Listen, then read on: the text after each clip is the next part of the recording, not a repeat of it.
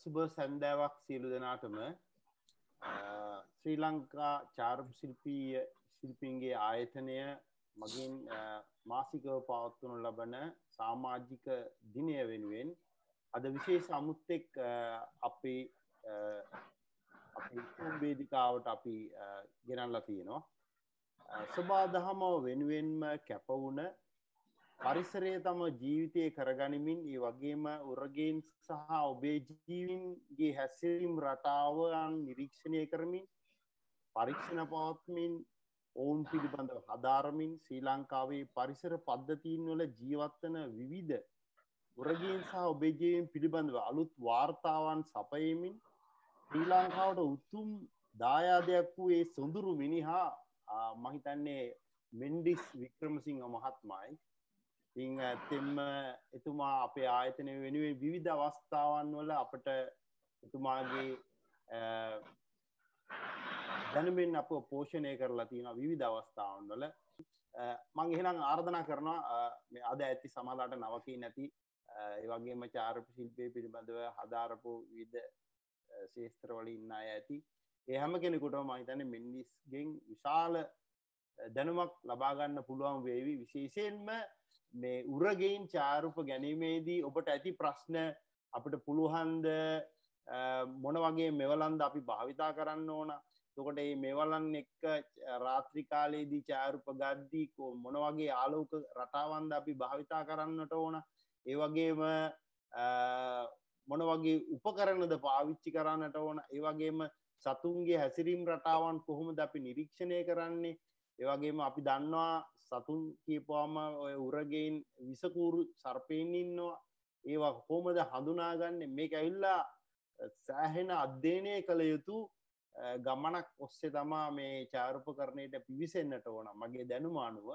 ඉතින් මම හිතන්නේ මම දැක්කා මෙන්ඩිස් වික්‍රමසිංහ මහත්මයාගේ ඉතාමත්ම ආකර්ශනීය චාරුපයක් නයි මුගටි හටන ඉතාමත්ම ලස්සන චාරුප පෙළකින් ඉදිරිපත් කරලා තිබුණා. එතුමාගේ තිබුණා වූ චාරුප ප්‍රදර්ශනයේදී මගේ නෙත ගැටුණා. ඇත්තෙන්ම ඉතාමත්ම ලස්සනට ඒ මොහොත නිවැරදි මොහොත ඒ නිවැරදි තප්පරය අනාවරණය කරගෙන තිබුණා. ඉතින් මම ගොඩක් සතුටු වෙනවා. මෙන්ඩිස් ඔබට බාරයි අද වැඩසටහන මේවන්න. ශ්‍රී ලංකා චාරුප ශිල්පී ආයතනය වෙනුවෙන් ඔබ විශේෂයෙන් අපි ගෞරවපූර්වකව පිළිගන්නවා Zoom වේදිකාව. බොහොම ස්තුතියි ඩෙන්සිල්. ඒකම මේ ඇත්තට මගේ මතකයේ අවුරුදු 15කට විතර එහාට යනවා. ඩෙන්සිල් ආවා 200 ලෙන්ස් එකක් අරගෙන එක දවසක්. එදා තමයි පළවෙනියට හම්බුනේ ඩෙන්සිල්. ඊට පස්සේ මං කිව්වා මචං ඕකෙන් කරන්න පුළුවන් දේවලුත් තියෙනවා. මේකෙන් නම් ඕක කරන්න බෑ. ඊට පස්සේ ඩෙන්සිල් පැත්තකට වෙලා හිටියා. සතියකට විතර පස්සේ මට කෝල් එකක් දුන්නා මෙන්ඩා. මං ගෙනාවා 402.88 එකක් කියලා. ඉතින් ඇත්තටම මේ ඒව මිල අධික බවවත් මේ ලොකු ලෙන්ස් එකක් අත් ගන්න එක ඒක පාරම් බානව නෙවෙයි. නමුත් එහෙම එකක් තියෙන එකේදී අපිට සෑහෙන මේ ලොකු දෙයක් කරන්න පුළුවන්. ඉතින් මේකට ප්‍රශ්නේ තමයි ඉතින් අපිට ඒ වෙනුවෙන් වේදම් කරන්න පුළුවන් මුදල්. ඉතින් කොහොම නමුත් මේ කිසිම බඩුවක් එකවර මිලදී ගත්තේ වනේ අපි ටිකින් ටික එකතු කරලා එහෙම ගත්තේ.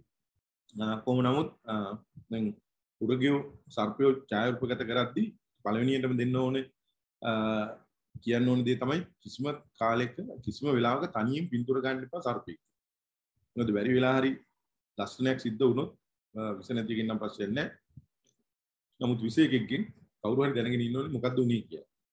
ඉතින් ඒකින්ද පළවෙනියටම අපි කිසිම වෙලාවක තනියම මේ වැඩේ කරන්න හොඳ නැහැ. තව කවුරු හරි අපේ සහායට අපේ සගයෙක් ඉන්නවා නම් ඉතාම හොඳයි. ඒ වගේම පළපුරුදු සර්පයෝ හසුරවන්න කෙනෙක් ඒ වගේ කෙනෙක් ඉන්නවා නම් සෑහෙන හොඳයි. දැන් අපි ගත්තොත් ලයිකන මල් ඒ වගේම භූමි සතුන් අකුළු මේ වගේ සමනැල්ලු විවිධ දේවල් අපි ඡායාරූපයට නගලා අපිට හුරුවක් තියෙනවා. එතකොට බක්කූරෝ කකුලුවෝ මත්ස්‍යයින් ඊට පස්සේ කුරුල්ලෝ ආයි ක්ෂීරපායි සත්තු රාත්‍රී ඉන්න සත්තු ඊට පස්සේ වෙනත් තුරගියෝ උබේ ජීවි. එතකොට ඔන්න ඔය කොටස් ටික අපි හුඟක් වෙලාවට ඡායාරූපගත කරනවා. හැබැයි ගෙම්බන් සහ උරගිය ටිකක් අඩුයි. ඊතුරු කොටස අපි නිතරම ඡායාරූපගත කරනවා. ඒගොල්ලෝ අපි නිතර හම්බ වෙනවා. නමුත් සර්පය දැක්කම අපිට තියෙන්නේ බයක්, හිරිකිතක්, ඒ වගේම මේ උන්ට දක්වන්නේ අවශ්‍ය නැති පිළිකුලක්. ඉතින් අතල මුන් ගැන බැලුවොත් මුන් තාම අහිංසක සත්තු. හැබැයි ඒක ඉගෙන ගත්ත කෙනෙකුට තමයි ඒක එහෙම ප්‍රශ්නයක් නැහැ කියලා වැටහෙන්නේ. එතකොට මම වෙනදා නම් අහනවා මේ මොකෙද්ද කියලා. මම මෙතනින් අහන්නේ මේ මොකෙද්ද කියලා. මේ ඉන්නේ තිත්පොළගේ. එතකොට මේ තියෙන්නේ Facebook එකේ මම ගත්ත Facebook එකෙන් ඩවුන්ලෝඩ් කරගත්ත බින්දුව. ඇඩ්‍රස් නැහැ ගෲප් එකේ. ලංකාවේ ගොඩාක් විසදින සර්පේ මේ දරුවගේ කරට දාලා දැන් ජීවත් වෙනවා දන්නේ නැහැ. එතකොට සාමාන්‍ය සර්පෙක් කන්නේ කකුලේ පල්ලෙහා කොටස් අත වගේ නුනාරි හොයද්දි ඒ වගේ තමයි හපන්නේ. හැබැයි මේ වගේ වෙලාවක බෙල්ල මූණ ඒ වගේ ස්ථානයේ තමයි දශකණින් සිදු කරන්නේ. ඉතින් ගොඩක් විස සර්පේ ඒ වගේම සමහර කෙනෙක් හරිම ඇග්‍රෙසිව්. හැබැයි සමහර නිදර්ශකයෝ ඉන්නවා එහෙම හපන්නේ. ඉතින් මම හිතනවා ජීවත් වෙන්න මේ දරුවට වාසනාවක් තියෙයි කියලා. මම මේ Facebook එකෙන් ගත්ත බින්දුවයක්. ඒකම මේ ඉන්න තිත්පොළඟ මේක අඳුර ගන්න ලේසි රවුම් පුල්ලි ගෝලාකාර පුල්ලි තමයි තියෙන්නේ. එතකොට සමහරක් කෙනෙක් ඉන්නවා පොඩ්ඩක් වර්ණින් වෙනස්. නමුත් මේ විශේෂය අපිට පහසුවෙන් පැටලෙන්නේ පිමුරත් එක්ක මේ ඉන්නේ පිමුරේ. එතකොට පොළඟෙක් ගත්තොත් රවුම් හරි ඕලාකාර හරි පුල්ලි තමයි තියෙන්නේ. හැබැයි පිමුරෙක් ගත්තොත් හැඩයක් නැහැ. වලාකුලක් වගේ පුල්ලි තියෙන්නේ. එතකොට මේ අපි ඡායාරූප ගත කරද්දී මේ සත්තු හරියට අඳුරගන්න එක ඉතාම වැදගත්. මොකද හේතුව අපිට සතාට ලං වෙන්න හෝ සමීප ඡායාරූපයක් ගන්න ටෙලි ලෙන්ස් එකක් නැති වෙලාවක මැක්‍රෝ එකක් වගේ තියෙන වෙලාවක ඒ සතා ගැන දැනගන්න එක අපිට ගොඩක් වැදගත් වෙනවා. ඒ වගේම තමයි එහෙම අපි සමහරක් වෙලාවට බිග්නර්ස්ලා පාවිච්චි කරනවා ලෙන්ස් එක ඉස්සරහට ලොකු කාඩ්බෝඩ් එකක් හයි කරලා ආවරණයක්. එතකොට ඌ ගැහුවත් ලෙන්ස් එකට තමයි ගහන්නේ. මේ ලෙන්ස් එකට නෙමෙයි ඒ කාඩ්බෝඩ් එක තමයි ගහන්නේ. මොකද අපේ ඇඟිලි ඌට පේන්නේ නැහැ. ඉතින් එහෙම නැත්තම් අපි ඉස්සරහට අපි ලෙන්ස් එක ගිනලා අපි ඇඟිල්ලෙන් කරකවන්න ගියොත් ඌ අර චලනය වෙන වල දේවල්ට පහර දෙනවා. අනිවාර්යෙන් අපන්න. ඉතින් මේ සත්තු අඳුර ගැනීම ඉතාම වැදගත්. එතකොට තිත්පොළඟකුයි පිමුරකුයි ලේසියෙන් අඳුර ගන්න පුළුවන් මේ දින පුලි රටාව. ඒ වගේම මේ ඉන්නේ තිත්පොළඟ වර්ණයන් වෙනස් වෙන්න පුළුවන්. මේ ඉන්නේ පිමුරක්. එතකොට ওই දෙක බොහොම පහසුවෙන් වෙන් කරලා අඳුර ගන්න පුළුවන්. මට කියන්න මේ මොකෙද්ද?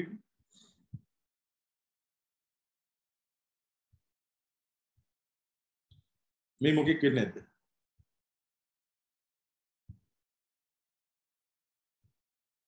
අන්මියුට් කරලා උත්තරයක් දෙන්න පුළුවන්ද? මේ මොකෙද්ද කියන එකයි මම අහන්නේ. දියවරියක් කියලා මම හිතන්නේ මිනිසයි. දියවරිය. උත්තර තියෙනවද? හරි. අපි ඉස්සරහට යන්න. කරවලේද? කරවලේ. උත්තර දෙකක් ආවා. මම ආයෙ ප්‍රශ්නයක් ඇහුවොත් තමන්ගේ ජීවිත කාලේ වැඩියෙන්ම දැක්ක සර්පය මොකක්ද? ගැරන්ඩියා. කොමීනිත් ගැරන්ඩිය. ඒකට ගැරන්ඩියෙක් අපිට අඳුර ගන්න පුළුවන් යන විදියට මෙහෙම ගිහිල්ලා ඔළුව උස්සලා හොම කරනවා. ඊට පස්සේ ආය යනවා. ඒකට අපිට උ දැක්කම අඳුර ගන්න පුළුවන්. හැබැයි පොඩි ගැරන්ඩියෙක් දුන්නොත් බෝතලයක දාලා දුන්නොත් කියන්න අමාරුයි. මොකද එහෙම අපිට ඌව දැකලා නැහැ. ඒකට අපේ ඔළුවේ තියෙන අර අපි කලින් දැක්ක මේ විදිය. ඒකට මේ ඉන්නේ පුංචි ගැරන්ඩියෙක්. ගැරන්ඩිය අඳුරගන්නේ උගේ තොලේ හැම කොරපොත්තුම කළු පාට දාරයක්. නේ. වෙනවා. ඔන්න. ඒකෙන් තමයි ගැරන්ඩි හරියට අඳුර ගන්න පුළුවන්කම තියෙන්නේ. එතකොට ඔළුව කොටස දැක්කත් ටක්ගාලා ඕකෙන් අඳුර ගන්න පුළුවන්. ওই විදිහට තියෙන එකම සර්පය ලංකාවේ ගැරන්ඩිය විතරයි. ඒතකොට මූ පැටලෙන නයික් එක පෙනේ නොකර හිටියොත් නයික් තියෙන 60 යටින් කළු පාට රේඛාවක් විතරයි. ඒතකොට ඔන්න ඔය ලක්ෂණ දෙකෙන් ටක්ගාලා නයිකුයි ගැරන්ඩිකුයි වෙන් කරලා අඳුර ගන්න පුළුවන්. මේක පැටලෙන්නේ. එතකොට මේ ගැරන්ඩි පැටව විශේෂයෙන්ම නයි වගේ ව්‍යාජ පහර දීම ගොඩාක් සිද්ධ වෙනවා. ඉතින් මිනිස්සු වැරදිලා ඌව මරලා දානවා නයි කියලා හිතලා. ඉතින් ওই ලක්ෂණෙන් අපිට අඳුර ගන්න පුළුවන්. එතකොට මේ ඉන්නේ කරවල. ගොඩක් විශේෂ තියෙන මුදු කරවල. හැබැයි මෙයා චුට්ටක්වත් විශේෂ නැති අහිංසක කුණුමී කරවලෙක්. බැලුමට දෙක දෙන්නම එක හා සමානයි. හැබැයි දෙන්නේ වර්ණින් වගේ හැඩයෙන් එක වගේ වර්ණ රටාවලින් එක වගේ ඉන්න ප්‍රදේශයක වගේ හැසිරෙන වෙලාවල් එක වගේ හැසිරීම එක වගේ. එතකොට පොඩි ප්‍රශ්නයක් තියෙනවා කොහොමද අඳුරගන්නේ කියලා. එතකොට මේ අපි ඉස්සරහට බලමු මේනෙත් තෙල් කරවලකී අරාංශක විෂ නැති කුණුමි කරවලකී. එතකොට ඒ දෙකවල අඳුර ගන්න පුළුවන්.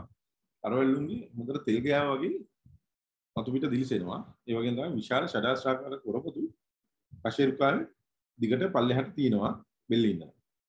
එතකොට අපිට මේගොල්ලන්ගේ තියෙන ප්‍රශ්නේ තමයි මුන් අපිට පහර දෙන්නේ. එතකොට මේ තින්නේ එහෙම පහර දෙන අවස්ථාවන්. එතකොට තවශනේ මෙහෙම ඇවිල්ලා පහර දීම සිද්ධ කරන්න පුළුවන්. හැබැයි මේ පහර දීම සමහරක් කියවේ ගාක් ලේනවා. මේ තින්නේ මෙතන මේ අනිත් පැත්තේ ස්ලයිඩ් එකේ පේනවා මේ ඇඟිල්ල ගොඩක් ක්ලියර් තියෙනවා. හුඟක් වෙලාවට එහෙම වෙන්නේ විෂ නැති සර්පෙක්. හැබැයි කලතුරකින් විසෙන්නේ එහෙම වෙන්න පුළුවන්. එතකොට මේ අපිට මේ සතෙක් කන අපිට පහර දෙද්දී පහර දෙන්න අවස්ථාවක් නොදී ඉක්මනටම දසල විසි කරලා දාන එක තමයි වැදගත් වෙන්නේ. එතකොට විෂ ගොඩක් තියෙන සර්පෙක් නිසා මාරණයක් කළ හැකි විෂ තියෙන සර්පෙන්ගේ දල තියෙන කටේ ඉදිරි කෙලවර. හැබැයි සුළු විෂ සර්පෙන්ගේ කටේ පිටිපස්සේ තමයි ඇහැට කිට්ටුවේ තමයි දල තියෙන්නේ. එතකොට ඒගොල්ලෝ සාමාන්‍ය දස්සුණේකදී නිකන් දත් තමයි වදින්නේ. ඊට පස්සේ මෙහෙම කරලා ඊට පස්සේ ඔය විෂ දල වද්දනවා. ඉතින් ඒකට සෑහෙන වෙලාවක් ගත වෙනවා. ඒ අතර අපිට මොවිස කරලා දාන්න පුළුවන්. ඒතර මාපිල්ල වගේ කොටස මේකට අයිති වෙනවා. හරි? උන්ට බය වෙන්න ඕනේ නැහැ. ඒතර ලංකාවේ සර්ප දර්ශන ගත්තොත් වාර්ෂිකව සර්ප දර්ශන 80000ක් විතර වෙනවා.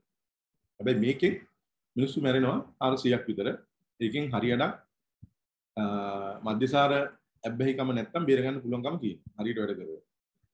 හැබැයි ඔයගොල්ලන් පේනවා මේ මෙතන මම පෙන්නලා තිනවා මෝටර රථ වාහන අනතුරු සාමාන්‍ය මෝටර රථ වාහන අනතුරු අවුරුද්දකට 25000ක් විතර තියෙනවා. එකකින් 2400ක් විතර මිය යනවා. සර්පය කාලේ මැරෙන්නේ 400යි. හැබැයි වාහන වලට ඇක්සිඩන්ට් වෙලා 2400ක් විතර මිය යනවා. ඒ වගේම තමයි 10000ක් විතර ආබාධිත තත්ත්වයටපත් වෙනවා. එතකොට මම විශ්වාස කරනවා මෙතන ඉන්නේ 10 දිනා ගත්තොත් සර්පයෝ මං ඇරෙන්න සල්ප දර්ශනයන් වලට ලක් වෙච්ච කවුරුත් නැති වී සමහරයි. හැබැයි සුළු හරි රිය අනතුරක් වෙච්ච කීප දෙනෙක් හරි මෙතන ඉන්නේ. ඒ සැබෑ තත්ත්වය ඒක තමයි. අනතුර තියෙන එක පැත්තක අපි වෙන පැත්තක් තමයි දකින්නේ. එතකොට මේ තියෙන අපේ මධ්‍ය කඳු කරය. එතකොට ඔයගලන් පේනවා නකල්ස් කඳු වැටියේ ඊට පස්සේ ප්‍රධාන පිදුරු තලාගල කඳු වැටියේ ඒ වගේම තමයි පල්ලෙහෙන් රක්වන කඳු. ඉතින් මෙන්න මේ කඳු වැටි තුනේ තමයි ලංකාවේ වැඩිම විවිධත්වයක් තියෙන්නේ. එතකොට අපිට සර්ප පිළිතුරු ගහන්න යනවා නම් මේ තුනම ඉතාම අද්විතීයයි. ඒ වගේම තමයි වීලි කලාපේ සෑහෙන ප්‍රමාණයක් ඉන්නවා.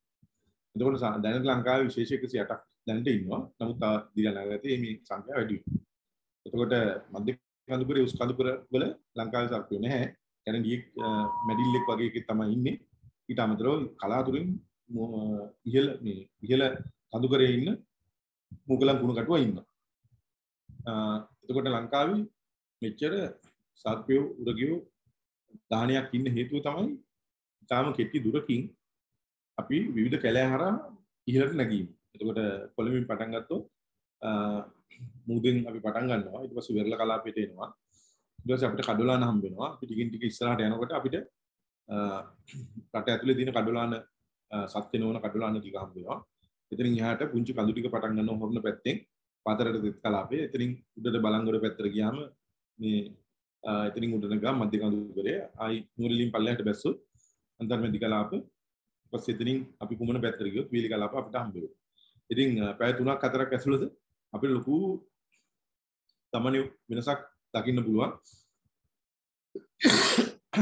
මේක ඇස් බැඳගෙන ගියත් එන සීතල ඒ වගේ දේවල් එක මේක ගතට දැනෙනවා. ඉතින් පුදුමාකාර රටක්. මේ වගේ රටක තමයි අපි ජීවත් වෙන්නේ. නමුත් අපි වනජීවි චාරිත්‍රණය කියලා ලෙන්ස් එකක් කරගෙන සතු 3 දිනක් පස්සේ දුවනවා. හරි.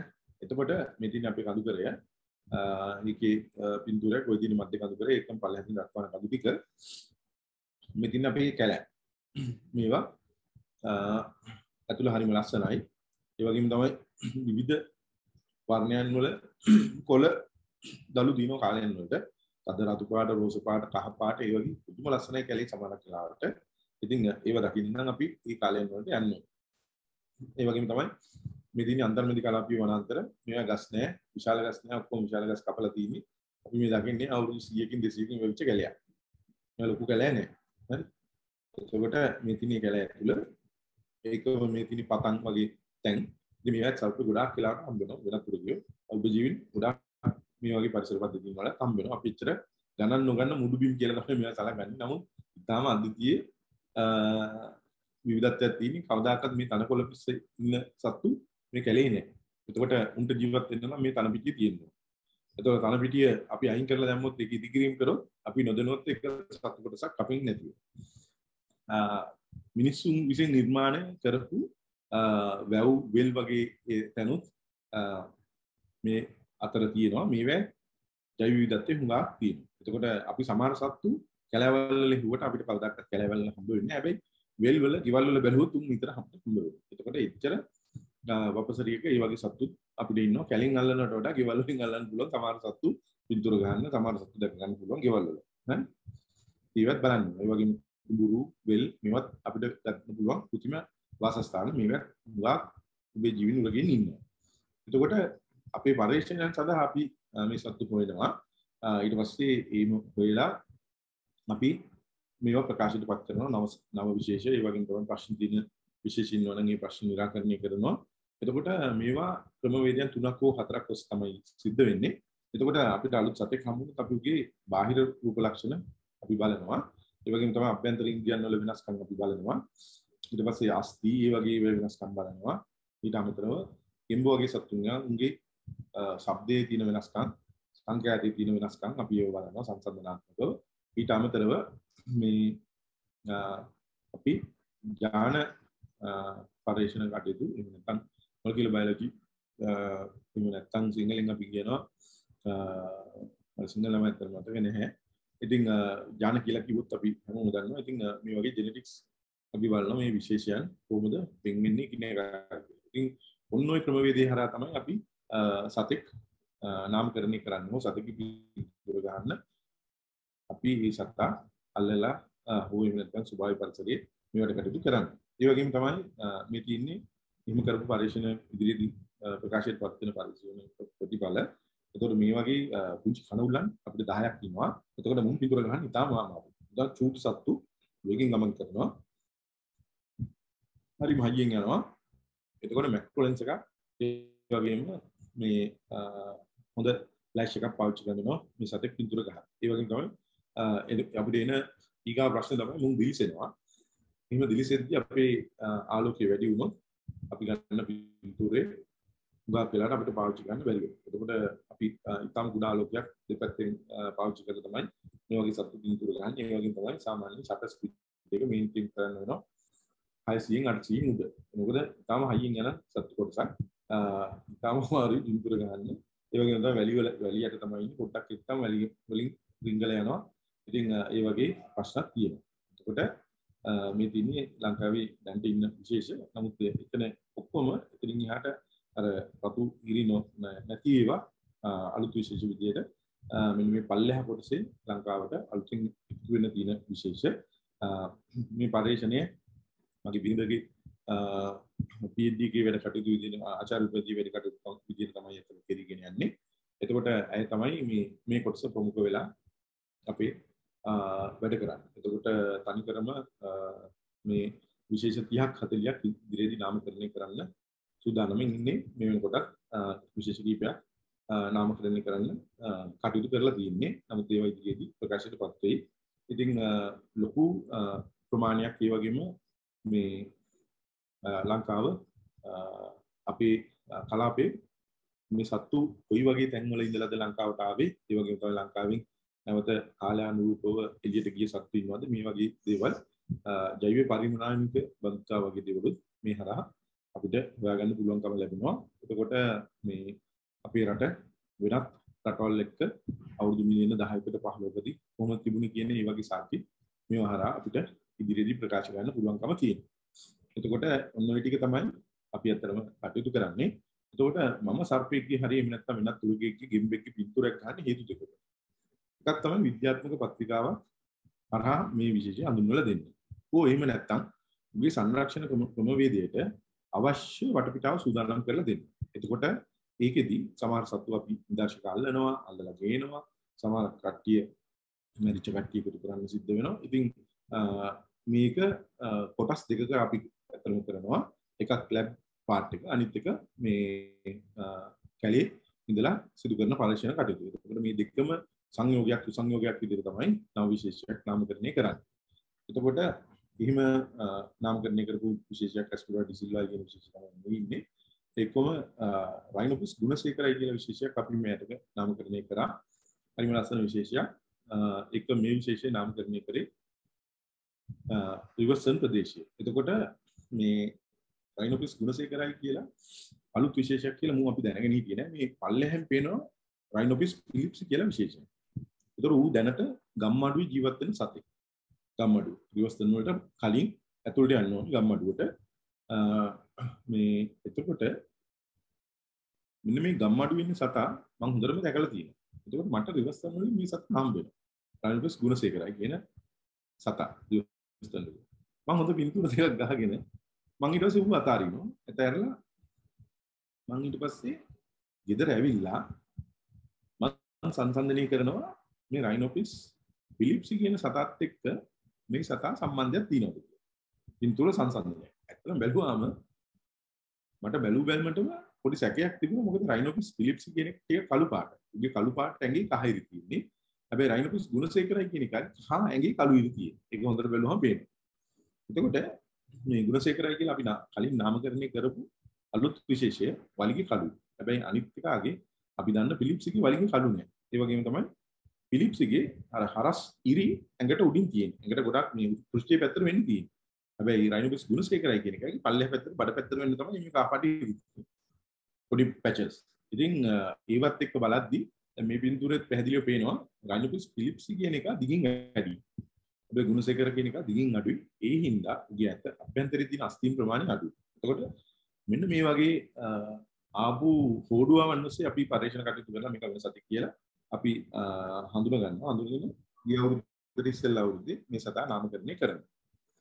ඊට අමතරව දැන් අපිට ඉන්නවා රයිනෝපිස් ගුණසේකරයි එහෙම නැත්නම් පිලිප්ස් කියලා මේ යටින් ඉන්න විශේෂ දෙක. ඊට අමතරව තව එකෙක් හම්බ වෙනවා. ඊටත් වඩා වෙනස්. එතකොට මේ කිලෝමීටර් 5ක් විතර ඇතුළත එකම වගේ සත්තු. හැබැයි විවිධ සත්තු. මේ එකෙක් නෙවෙයි.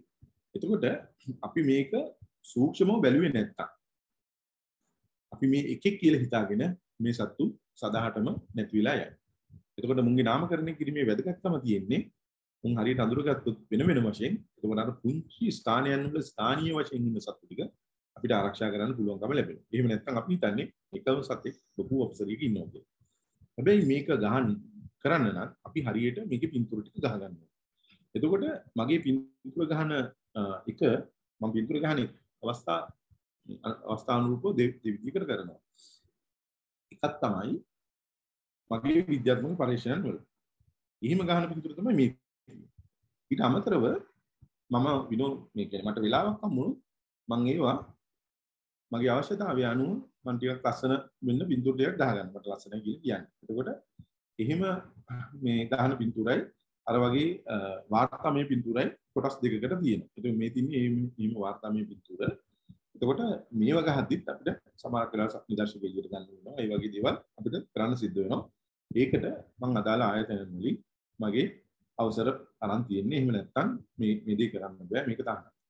එතකොට මේ තින්නේ එහෙම සමහර මැරිලා අපිට හම්බෙච්ච සත්තු උන් ප්‍රකාශයටපත් කරද්දී මේ නිදර්ශක මේ විදිහට තියලා පින්තූර ගහ ගන්න ඕනේ. එතකොට ඒකෙදිත් අපිට ලොකු චැලෙන්ජ් එකක් තියෙනවා. මේ තියෙන ලක්ෂණ හරියට පෙන්නලා මේ පින්තූර ගහ ගන්න. ඒ වගේම තමයි ඔයගලන් පේන මේ යටින් සෙන්ටිමීටර ගණන් දාලා තියෙනවා. මේ වගේ ස්කේල් එකක් මේ වගේ විද්‍යාත්මක ඡායාරූපකරණයේදී අපි පාවිච්චි කරනවා. එතකොට අපි ඔය ප්‍රොඩක්ට් ෆොටෝග්‍රැෆි වගේ දේවල් වලදී අපි ස්කේල් එකක් පාවිච්චි කරන්නේ. නමුත් විද්‍යාත්මක කතාවලදී අපි ස්කේල් එකක් පාවිච්චි කරනවා. එතකොට මේවා ගැටෙන්නේ මේ උරගෙන් උබේ ජීවීන් විද්‍යාත්මක ඡායාරූපකරණයේ කියන කොටසට. එතකොට ඒක හුඟක් වෙලාට ඔබලාට අදාළ වෙන්නේ නැහැ. ඒ වගේම තමයි මේ තියෙන්නේ ඒ වගේ දත්ත බිඳුර කීපයක්.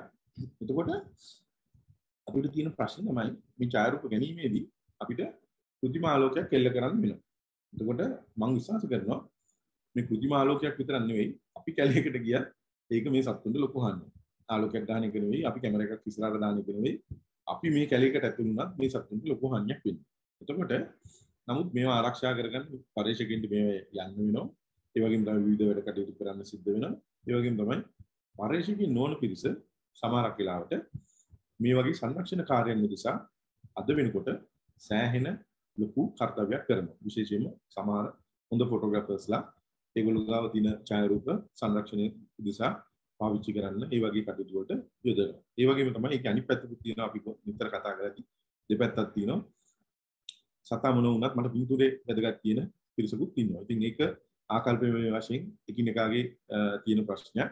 නමුත් හරි කෙනින් තමන් කරන වැඩෙන් යම් ප්‍රතිඵලයක් අරගෙන මේ රට එහෙම නැත්නම් මේ පරිසරය තවදුරටත් ස්ථාපනය කරන්න වේසමාංශි ගන්නවා. එතකොට එහෙම ගන්න හැම පින්තූරයකම ලොකු වටිනාකමක් තියෙනවා. මේවා මුදල් මේ වටිනාකම් නෙවෙයි. ඇත්තටම මේවා මේ පරිසරමය වටිනාකම්. එතකොට අපිට තියෙන ප්‍රශ්නේ තමයි ෆ්ලෑෂ්. එතකොට අපි ෆ්ලෑෂ් එකක් පාවිච්චි කරද්දී මම කිව්වා මොනම මට්ටමේ හෝ ෆ්ලෑෂ් එකක් තියා අපි කැලේට ඇතුළු වුණා තුන්ට හානියක්. එතකොට අපිට මේ හානිය නැති කරන්න බෑ.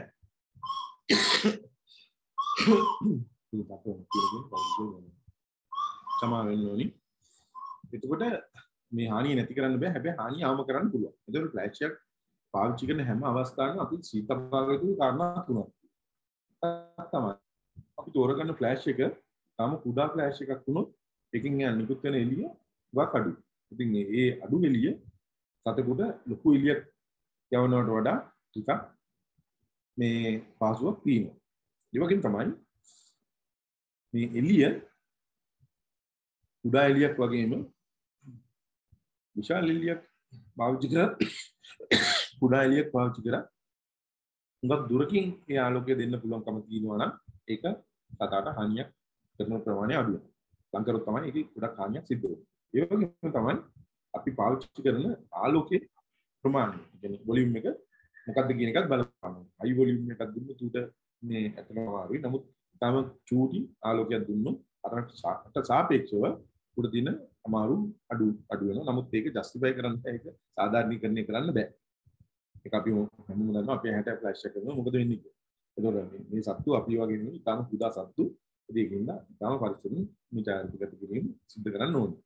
එතකොට ෆ්ලෑෂ් එක පාවිච්චි කරද්දී ওই කාරණා තුන අපි නිතර සිතපා ගන්න ඕනේ. ඒ වගේම තමයි ෆ්ලෑෂ් එක පාවිච්චි කරන හැම මොහොතෙම අපිට මේ පින්තූර ෆ්ලැට් වෙන්න පුළුවන්. ඉතින් නැක එළියක් ආවම මේ පින්තූර ටක් ගාව ෆ්ලැට් වෙනවා.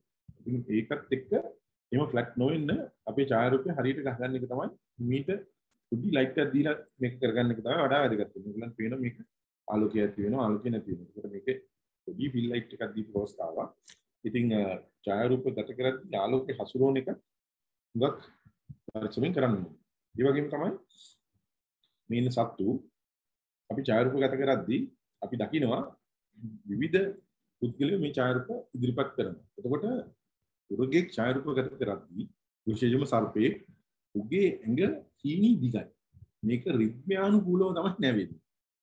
එතකොට එහෙම රිද්මයානුකූලව නැවෙන්නේ නැති හැම අවස්ථාවකම අපි දන්නවා මේ පින්තූරේ එච්චර වැදගත්කමක් නැහැ. දැන් ඔයගලන් පේනවා මේ උඩ තියෙන පින්තූර දෙක ගත්තොත් මේ වලිගේ කඳ උඩින් ගිහිල්ලා. ඒකට ස්වභාවයෙන් මෙහෙම සත්තු ඉන්නේ නැහැ.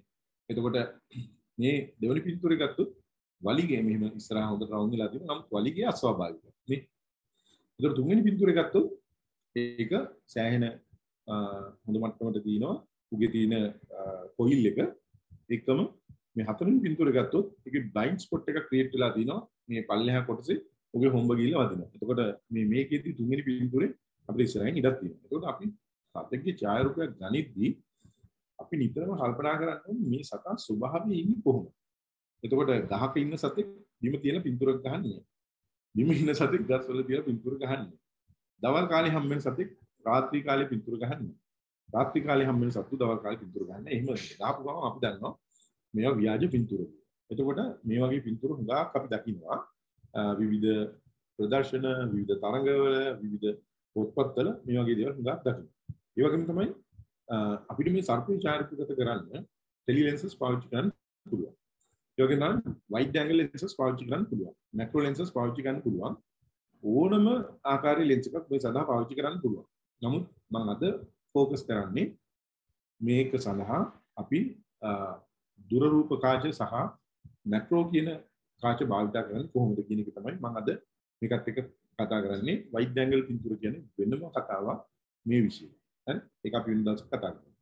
එතකොට මේ තියෙන්නේ ඒ වගේ ලොකු ලෙන්ස් එකකින් ගහපු පින්තූරයක්. අපිට ඕන තමක් තියෙනවා නම් හරියට මේ සතා අපිට බෑග්ග්‍රවුන්ඩ් එකෙන් හරියට එළියට අරන් පෙන්නන්න අපි නිතරම පාවිච්චි කරනවා ඒකට ටෙලි ලෙන්ස් එකක්. මේක ගන්න තියෙන 300 2.8 ලෙන්ස් එකකින් මට මතකයි. ඒක 400 5.6 ලෙන්ස් එකකින් Canon. මම මේ බ්‍රෑන්ඩ් එක ප්‍රොමෝට් කරනවා මම පාවිච්චි කරන ඉන්න මට මම කිව්වේ. එතකොට සෙන්ටිමීටර් 10ට වඩා වැඩි වස්තුවක් ඡායාරූපගත කරන්න මම කිසිම වෙලාවක මැක්‍රෝ එක පාවිච්චි කරන්නේ. මම හුඟක් වෙලාවට පාවිච්චි කරන්නේ ටෙලි ලෙන්ස් එක. එතකොට සෙන්ටිමීටර් 10කට අඩු ඉස්සක් තමයි මම ගත කරන්නේ මැක්‍රෝ එකකින් පින්තූර ගන්න. ඒකට හේතුව තමයි අපිට හරියට බෑග්ග්‍රවුන්ඩ් එක හදාගන්න පුළුවන් ඒ වගේ ලොකු ලෙන්ස් එකකින් තමයි. එතකොට අපි මැක්‍රෝ ලෙන්ස් එකකින් ටිකක් ලොකු වස්තුවක් ඡායාරූපගත කරොත් අපිට හරියට අපි කියන කතාව කතා කරගන්න බැරි වෙන අවස්ථා බොහොමයක් තියෙනවා.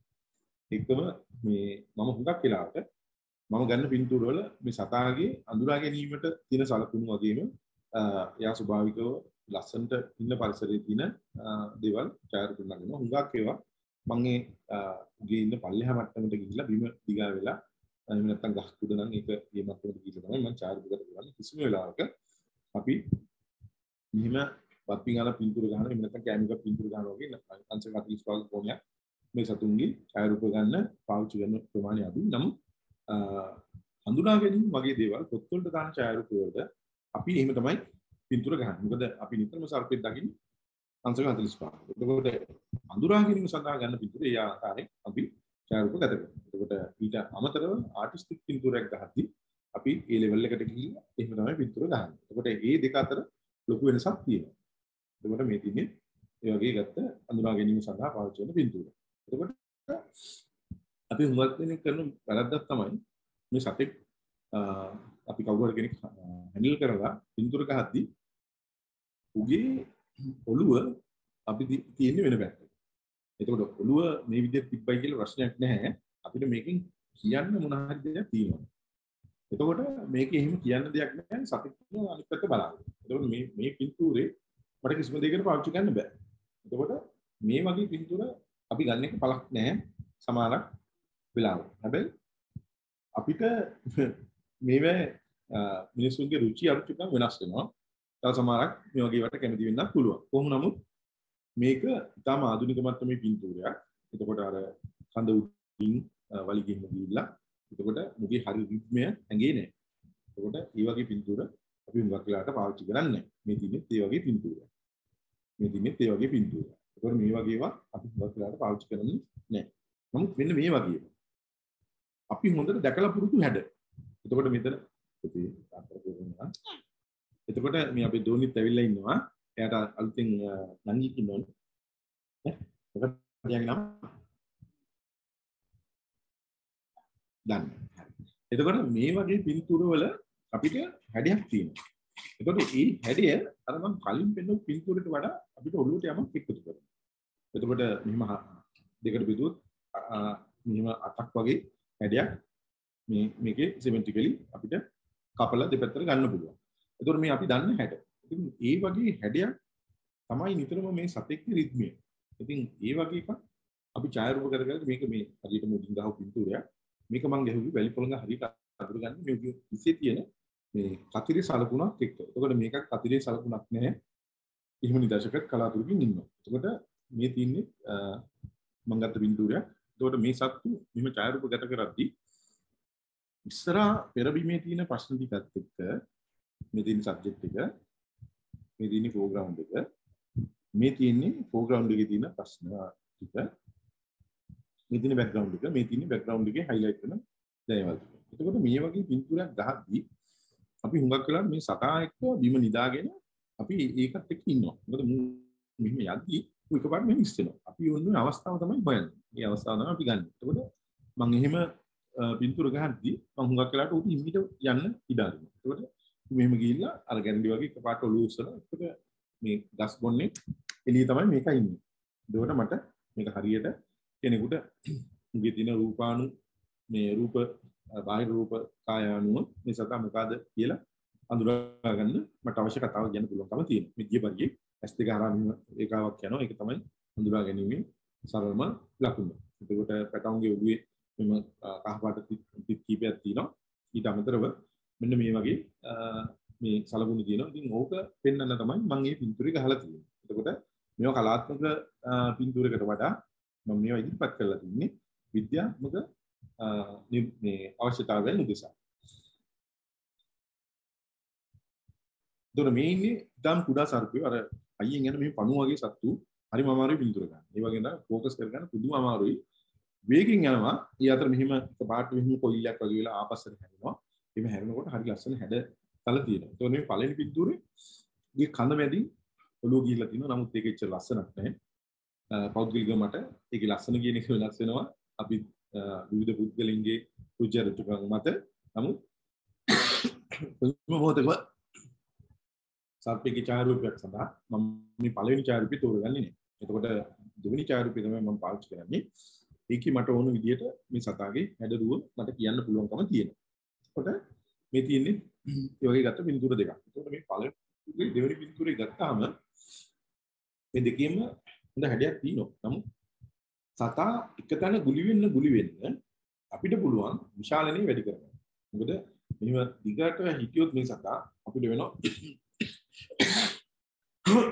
ඒ කෝට්ට වගේක සම්පූර්ණයෙන් එන ඡායාරූපගත කරන්න ලොකු දුරකට යන්න. හැබැයි මේක එක තැනකට අපි එකතු කරගත්තොත් එක තැනකට ගොනු කරගත්තොත් අපිට පුළුවන්කම තියෙනවා මැග්නිෆිකේෂන් එක වැඩි කරලා හරි ලස්සන රටාවක් එක්ක අපි ඕන කාරණේ අපිට හරියට කියන්න. ඒ වගේම තමයි මේක මේ ඔළුව හරියට මුල්ලකට අරගත්තොත් අපිට ඒක නිදහස් කලාපයක් හදන්න පුළුවන්කම තියෙනවා. එතකොට එක කෙලවරකින් අරගෙන මෙහිම මේ රූපේ හරහා අනිත් පැත්තෙන් එළියට යනවා. ඉතින් මෙතන මම පෙන්නන මේ වගේ පින්තූරයක්. එතකොට මේ පළවෙනි පින්තූරේ දෙවෙනි පින්තූරේ අතර ඉතාම සුළු මොහොතක වෙනසක් තියෙන්නේ. ඕලෙන් පේනවා ප්‍රමාණාත්මකව දෙවෙනි පින්තූරේ ඉන්න එක විශාලයි එකම සතා. ඒකට හේතුව ගොඩක් මෙහිම එකට ගුලි කැඩෙද්දී අපිට තවත් ක්ලෝස් වෙන්න පුළුවන්කම තියෙනවා. ඉතින් මේ සතෙක් මෙහිම කොයිල් එකක් විදියට තියාගන්න එක ගොඩක් වැදගත් වෙනවා. අපි සර්පයේ පින්තූරයක් ගහන. ඒ වගේම තමයි අර එක උඩ එක ගියේ ඕලප් වෙච්ච කොයිල්ස් හුඟක් වෙලාවට නැහැ. එතකොට මේ අපි ගහලා තින්නේ මෙහිම අඳුරා ගැනීමට පහසු වෙන මෙහිම උඩින් ගාව පින්තූර. එතකොට මේ දිනේ මේ වගේ පින්තූර එතකොට මේ පින්තූර දෙකේ දෙවෙනි පින්තූරේ තවත් හොඳට කොයිල් වෙලා තියෙනවා. ඊට අමතරව මේ තුන්වෙනි පින්තූරේ හුඟක්ම ළඟට කොයිල් වෙලා තියෙනවා. නමුත් එතන පොඩි ප්‍රශ්නයක් තියෙනවා. ඕලෙන් පේනවා බාධකයක් තියෙනවා මුගේ කඳ. ඔළුව ඉස්සරහින්. එතකොට නමුත් ඒක ලොකු ප්‍රශ්නයක් නෙවෙයි. මම අඳුරා ගැනීමේදී අපිට නිකන් කලාත්මක පින්තූරයක් විදිහට අපිට ඒක අනිත් පැත්තට ගිහිල්ලා මුගේ ඔළුව මෙහින් එළියට තිබුණා නම් අපිට මීට වඩා මේක සිත් ගන්නවා කියලා මම පෞද්ගලිකව විශ්වාස කරනවා. එතකොට සර්පයේ නිතරම අපි රිද්මය හරියට අඳුර ගන්නවා. එතකොට මේ රිද්මය තමයි අපි හැම දෙයකටම පාවිච්චි කරන්නේ. එතකොට මේ සතා මේ සිලින්ඩර් ගන්න සතෙක් වුණාට මුගේ ඇඟ හරි ලස්සනට නැවෙනවා. ඉතින් මේ නැවීම් ඒ වක්‍ර ඒ වක ගැහිම් ඒ හැසිරීම අපිට ලස්සන පින්තූරයක් ගෙනත් දෙනවා. හරි. එතකොට මේ පින්තූර මේ අපි ගහද්දි අපි පොළොවේ ලෙවල් එක මේන්ටේන් කරන එක ගොඩක් වැදගත්. ඒකෙන් මේ තින්නේ එහෙම ලෙවල් එක මේන්ටේන් කරගෙන පින්තූර. නමුත් මම දෙවෙනි පින්තූරේ ටක්කල් වගේ කැමරේක පොඩක් ඇන්ගල් කරලා මේ පින්තූරේ ගත්තා. එතකොට මෙතන ඉඳලා මම මෙතනට යද්දි මට මේ කියන්න තියෙන කතාව මේ අනවශ්‍ය ඉඩ අයින් කරලා හරියට කියන්න පුළුවන්කම ලැබිලා තියෙනවා. එතකොට මම නිතරම පින්තූරයක් ගහද්දි මම පොළොවට සමාන්තරව ඉන්න අවස්ථා හරියට තෝරගන්නවා. එතකොට ඒකත් ගුරුත්වයත් එක්ක අපි තියෙන සම්බන්ධය අපිට එළියට දාන්න පුළුවන් අවස්ථාවක්. එතකොට මේ තියෙන්නේ අර මම පෙන්නපු ඒ වගේ අවස්ථා මේ එකම පොසිෂන් එකම පොසිෂන්. හැබැයි මම කරලා තියෙන්නේ කැමරා එක විතර රෝල් කරලා මේ වෙනස් කරලා. එතකොට මේක ට්‍රයිපෝඩ් කරලා ගැහුවේ. එතකොට මම කරේ කැමරා එක විතර මෙහෙම ලෙන්ස් පොල් එකකින් මෙහෙම රවුන්ඩ් කරපු එක විතරයි. එතකොට ඕලන් පේනවා මේ එකම පොසිෂන් එකේ ඉන්න සතු දෙන්නගේ පළවෙනි පින්තූරේ මේ පල්ලෙහා කොටසට ඔළුව වදින්න යනවා. නමුත් දෙවෙනි එකේ ෆ්‍රී ස්පේස් එක මම හදලා දීලා තියෙනවා. එතකොට මේ සතා නිතරම ඉන්නේ රතු පාට මේ වගේ පස් වල. ඉතින් ඒ වර්ණය තමයි මම මේකෙදි හරියට ගහණය කරගෙන තියෙන්නේ. ඒවර මේකත් එහෙම ගහපු පින්තූරයක්. එතකොට මම කියනවා මේ දෙපත් කළු කියන පුදා සර්පියෝ ඒකව හරියට ගුලි කරලා ඒ හරියට උගේ රිද්මයත් එක්ක පින්තූරයක් ගනිද්දි අර පළවෙනි පින්තූරයට වඩා දෙවෙනි පින්තූරේ මට නම් පෞද්ගලිකව මම කැමතියි. එතකොට ඒ වගේ හරියට පොලි කරගන්න එක තමයි ප්‍රධාන වශයෙන් අපි කරගන්න ඕනේ. ඒක මම මේක පුණුපුණා කියන්නේ මේක තමයි ඇත්තටම අපි ගොඩාක් කට්ටිය දන්නේ නැති සරලම දේ. එතකොට මේකත් එහෙමයි. එතකොට සමහරක් වෙලාවට මුල්ලකින් නැත්තම් එහෙම නැත්තම් අන්තිලින් විසින් ඉවර වෙනවා. නමුත් සමහරක් ඒවා අපිට පුළුවන් පල්ලෙහා මුල්ලක තියන්න. එතකොට ඒක හරහා අපිට මේක හොඳට දෝලනය කරන්න පුළුවන් අවස්ථා තියෙනවා. ඉතින් ඒ නැතත් සමහරක් වෙලාවට අර වගේ එකක් අඩුපාඩුවක් තියෙන්න පුළුවන්. නමුත් මිනිස්සු වඩා කැමති පුළුවන් තරම් විශාලව බලන්න. එතකොට ඒ ලෝකේ තමයි මම මෙතන වෙන්නේ. එතකොට මෙතනත් ඔයගොල්ලෝ පින්තූර දෙකක් දකිනවා. මේ පළවෙනි පින්තූරේ පින්න සතා විශාලණයෙන් වැඩි විශේෂ දෙකක්. හැබැයි මුගේ ඔළුව මුගේ කඳ හරහා ඇතුළට ගිහිල්ලා තියෙනවා. නමුත් දෙවෙනි පින්තූරේ ඉන්න සතා කඳ හරහා උඩින් කොයිල් එක ගිහිල්ලා තියෙනවා. නමුත් ඔළුවෙන් ඇවිල්ලා තියෙන නිදහස් කලාපය තරම පළවෙනි එකට වඩා ආකර්ෂණයක් මට දෙවෙනි එකේ තියෙනවා. මම මේ කියන්නේ පෞද්ගලික මගේ හැඟීම පමණයි. මේ ඇත්තටම මට මගේ පින්තූර නම් වෙන්නේ ඉන්න බෑ. මේවා තීරණය කළ යුත්තේ ඔබ. මොකද මේ සියල්ල පින්තූර ගහන්නේ දෙවෙනි පාර්ශ්වයක් උදෙසා. එතකොට එහෙම කෙනෙක් නිතර මොන හරි කමෙන්ට් එකක් දුන්නොත් ඒකට විරුද්ධව හෝ හොඳයි කියලා අපිට ප්‍රසසුම වලට ලක් කරා කියලා ඒක අපිට අයිතියක් නෑ. ඇත්තටම අපිට තියෙන්නේ ඡායාරූපී නෛතික අයිතිය තමයි රසවින්දනයේ අයිතිය තනිකරම තියෙන්නේ දෙවෙනි තුන්වෙනි පාර්ශ්වයෙන්. ඕන් වෙනුවෙන් තමයි අපි මේ පිටුර ගන්නේ.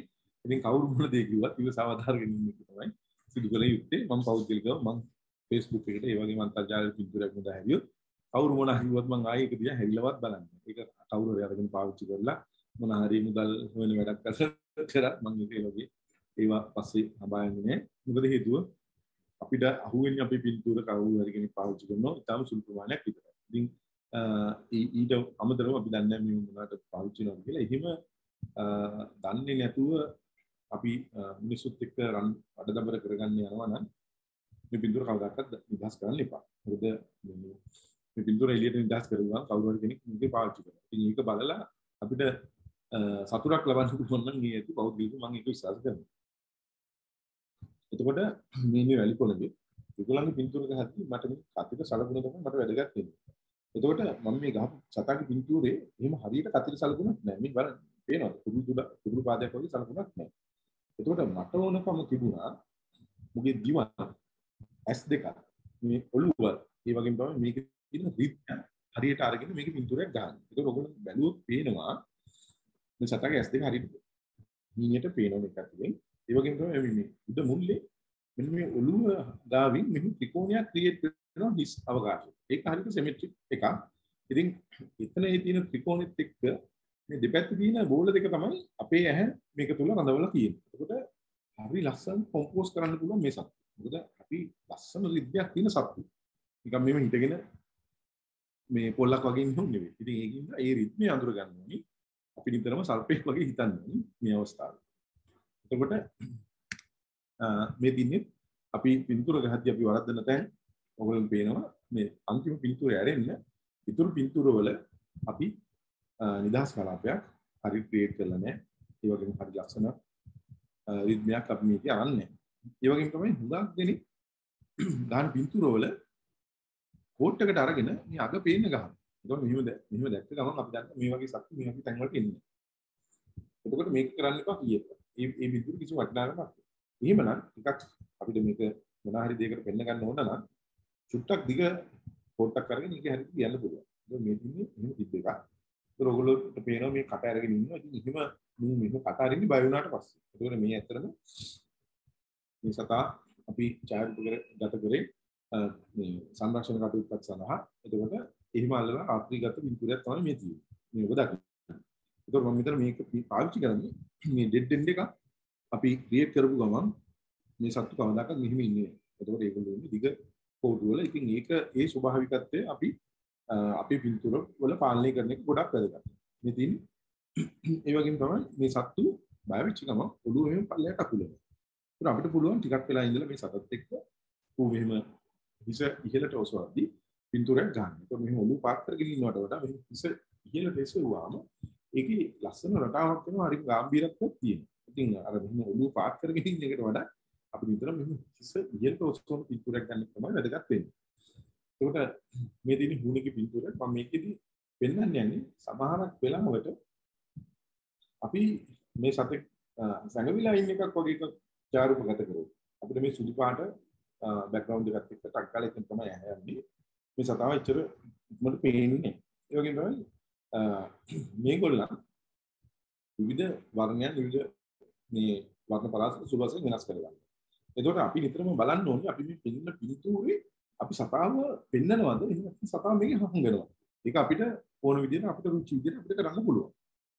ඒක අපේ අවශ්‍යතාවයන් මත වෙනස් වෙනවා. එතකොට මේ තියෙන්නේ ඒ වගේ ටිකක් හංගලා ගත්ත පින්තූර. එතකොට මේ සත්තු මේවත් එක්ක මේ තියෙන ගස්තු පින්තූර ගොඩාක් වෙලාවට හරිම කැමොෆ්ලාජ්. ඒ වගේම තමයි මේ වර්ණ දැක්කම අපි දන්නේ මේ වගේ සත්තු මෙතන ඉන්නවා. එතකොට මේ නිනාගම අපිලේ.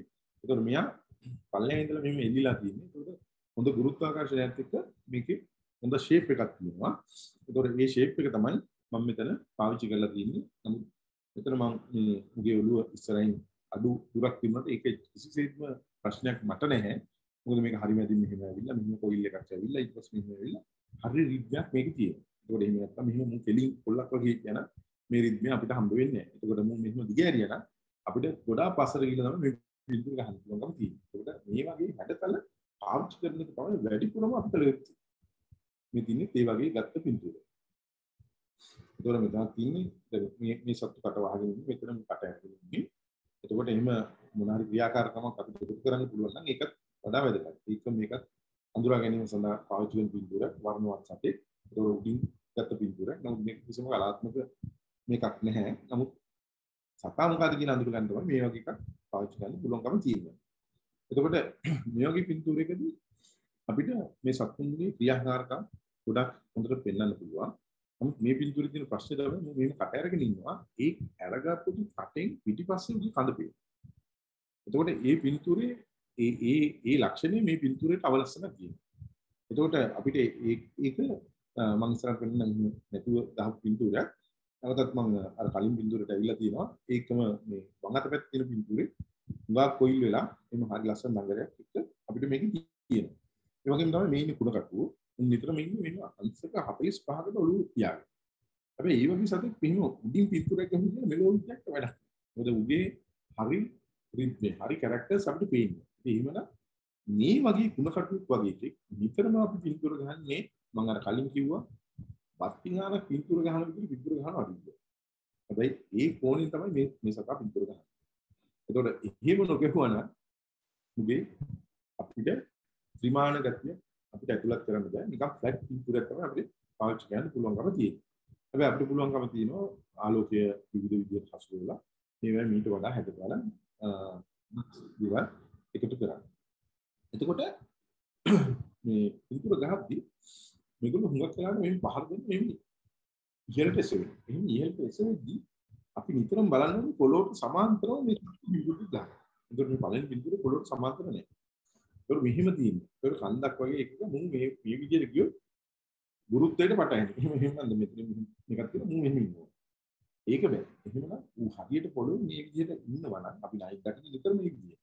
ඒකට ඒක තමයි අපිට ලස්සනක් ගේන්නේ. ඒකට මේ වගේ දේවල් අපි නිතරම අපේ ඔළුවේ තියාගන්න නම් අපිට පුළුවන් යම් කිසි නිර්මාණයක් තව කෙනෙකුට රස විඳින්න පාවිච්චි ගන්න ඉඩ සලසා දෙන්න. ඒ වගේම මේක මේ දෙවෙනි පින්තූරේ පෝර්ට්‍රේට් එකක් ගහලා තියෙනවා. ලෑන්ඩ්ස්කේප් එකක් ගහලා තියෙනවා. ඒකට මේ පින්තූර දෙකේ මට නම් මොකක් වුණත් අවුලක් නැහැ. මට මේකේ ලෑන්ඩ්ස්කේප් එකක් පාවිච්චි කරන්න පුළුවන්, පෝර්ට්‍රේට් එකක් පාවිච්චි කරන්න පුළුවන්. ක්ෂණිකව අවස්ථා දෙකක ටක් ටක් ගාලා ගත්ත පින්තූර. එතකොට මේ තියෙන්නේ දැන් මම කලින් කියන්නේ අපි මේ මෙහිම හුඟක් පිටිපස්සට ඇලවුණා. දැන් මෙතන පළවෙනි එකේ තියෙන්නේ මෙහෙම ඉස්සරහට ගොඩක් ඇලවිලා. එතකොට මේ ගිහිල්ලා ඉතින් ඒකට වඩා අපිට වැදගත් වෙන්නේ උ හරියට මෙහෙම ඇවිල්ලා හරි ගාම්භීරව හරි පොසිෂන් එකට එන්නේ. ඒතකොට සතුටු නායකපකට ගන්න හැම මොහොතෙම ඔය මම කිව්ව ලක්ෂණ ටික අපි මතකයේ තබා ගන්න. එතකොට මම දකින්න Facebook එකේ ගොඩාක් අය සතුටුනි ඡායාරූප ඉවත් කරනවා. ගොඩක් හොඳයි ඒක. නමුත් ඒව මම දකින්න මට්ටමේ යම් පොඩි අඩුපාඩු තියෙනවා. ඒවත් හදාගත්තොත් සෑහෙන ඉදිරි ගමනක් යන්න පුළුවන්කම තියෙනවා. එතකොට මේ විෂය හරියට නියැලෙන එක තමයි ගොඩාක් වැදගත් වෙන්නේ. ඒක විතරනේ මොන විෂය හරියට අපි කතා කරන්නේ. එතකොට මෙතනත් මම පින්තූර දෙකක් පාවිච්චි කරලා තියෙනවා. මේම ගහපු පින්තූරයක් ඔයගොල්ලන් පේනවා එක පොළු මේ පැත්තට හැරිලා තියෙනවා. පළවෙනි. දෙවෙනි එකේ පොළු අනිත් පැත්තට හැරිලා තියෙනවා. එතකොට මේ පින්තූර දෙකෙන් මට වඩා ෆීල් වෙන්නේ පළවෙනි පින්තූරේ. හැබැයි දෙවෙනි පින්තූර මම මේකට පාවිච්චි කරනවා මේ අන්තයට නෙමෙයි මෙන්න මේ අන්තයට. එතකොට උන් ගානට ගුරුත්වයත් එක්ක හරි විදිහට හැඩ ගැහිලා තියෙන්නේ මෙතන. එතකොට මේ පින්තූරේ මම ඔරිජිනල් ගහුවේ මේ විදිහට. නමුත් මම ඒක කවදාකවත් පළවෙනි පින්තූරේ පාවිච්චි කරන්නේ මම පළවෙනි පින්තූරේ මෙන්න මේ විදිහට තමයි පාවිච්චි කරන්නේ. එතකොට මේකේ කන්දර බර දීලා ඔක්කොම කරලා තියෙනවා. නමුත් මෙතනදී බැලුවොත් මු බිමට වඩුනොත් වදින්නේ ඔළුව. එතකොට ඒක අපිට හරි අපහසුයක් ඒක විදිහට අපි යටි හිතට තියෙනවා. එතකොට දෙවෙනි පින්තූරේ මූ වැටුනොත් එතන බඩ පැත්ත වදිනවා. එතකොට ඌසේ ඒක උන්ට ආරක්ෂාව තියෙනවා. නමුත් මේකේ පළවෙනි පින්තූරේ කාලේ බිමට වැටුනොත් ඒ ආරක්ෂාව නැහැ. ඒක අපිට විරුද්ධ කියන සංකල්පයත් එක්ක අපිට එන එකක් අපිට උග විග්‍රහ කරන්න බැරි එකයි ප්‍රශ්නේ තියෙන්නේ. ඒ වගේම තමයි මේ ෆ්ලෑෂ් එක ගොඩාක් ෂටර් ස්පීඩ් එක වැඩි කරලා ෆ්ලෑෂ් එකක් දුන්නොත් අපිට කළු පාට බෑග්ග්‍රවුන්ඩ් එකක් හදා ගන්න පුළුවන්. නමුත් එහෙම නැතුව අපිට වර්ණවත් විචිත්‍ර බෑග්ග්‍රවුන්ඩ් එකක් හදා ගන්න පුළුවන්කම තියෙනවා. ඉතින් ඒවා අපේ රුචි අරුචිකම් මත වෙනස් වෙනවා. ඒකෝට මේ වර්ණ සංකලනය ඒකට ගොඩක් වැදගත් වෙනවා. එතකොට මම හුඟක් වෙලාවට සල්පෙන්ගේ පින්තූරයක් ගාද්දි උමෙම දිව එළියට දාන එක පින්තූර ගන්න. හැබැයි මම නිතරම ගෙඩිය පල්ලෙහාට යන කෙනෙක් මේ පින්තූර ගහන්නේ. හුඟක් වෙලාවට මෙහෙම දිව ඉස්සෙලා ඉහළ පේන එක තමයි මම පින්තූර ගහන්නේ. එතකොට ඒකේ තමයි අපිට මේකේ හරි රිද්මයක් මෙහෙම තියෙන්නේ. එතකොට ඒ නිතරම අපි හරියට බලන් ඉඳලා හරියට එක්ස්පෝස් කරොත් ටක්කා මේ දිව එළියට දාන එක ටක්කා ගහන්න පුළුවන්. ඉතින් වඩා වැදගත් වෙන්නේ උඩ අතට මෙහෙම දිව තියෙන්නේ.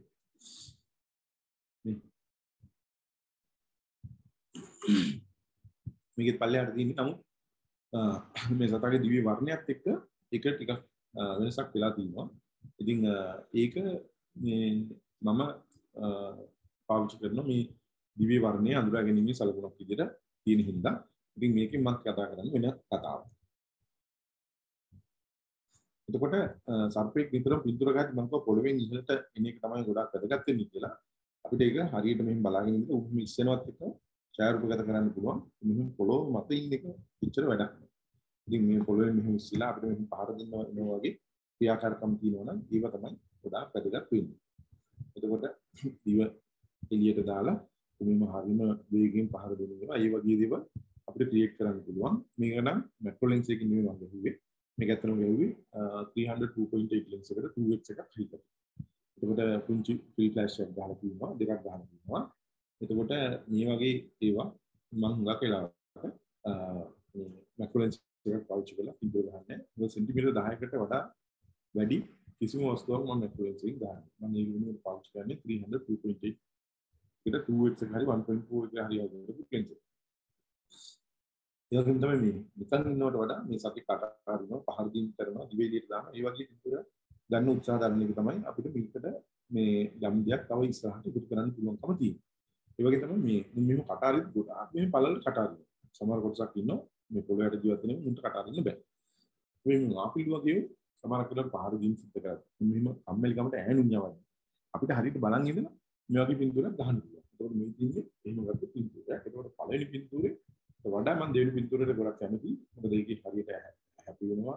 ඒතකොට උගේ දල ටික පේනවා, දත් ටික පේනවා. ඉතින් ඒකින්ද මම මොකද කියලා අඳුර ගන්න පුළුවන්.